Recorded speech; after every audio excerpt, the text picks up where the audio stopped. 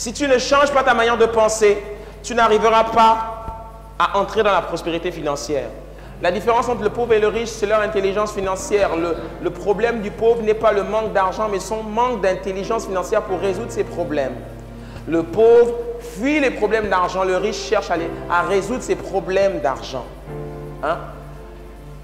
Le riche, il sait comment résoudre ses problèmes d'argent et comment en gagner davantage. Le pauvre est ignorant et son ignorance l'enfonce davantage dans ses problèmes d'argent.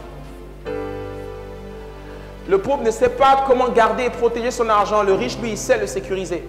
Le pauvre souffre parce qu'il ne sait pas comment résoudre ses problèmes d'argent. Le riche développe sans cesse son intelligence financière pour gagner davantage d'argent. Dis avec moi le riche et le pauvre.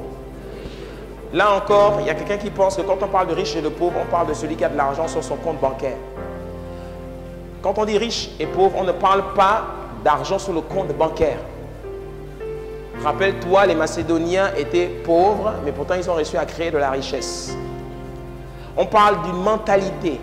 Je compatis à la situation des gens qui n'ont pas. Amen. Et notre souhait, c'est qu'ils sortent tous de cet état-là. Mais tu peux ne pas avoir aujourd'hui, mais saisir ça et acquérir la mentalité qu'il faut. Et ensuite, tu pourras entrer et opérer dans la sagesse. C'est extrêmement important. De sorte que dès que tu auras cet état d'esprit-là, dès que tu vas avoir même un peu que Dieu va te donner, tu sauras comment l'utiliser et ça va commencer à se multiplier. Alléluia. C'est extrêmement important. C'est un état d'esprit. C'est un état d'esprit.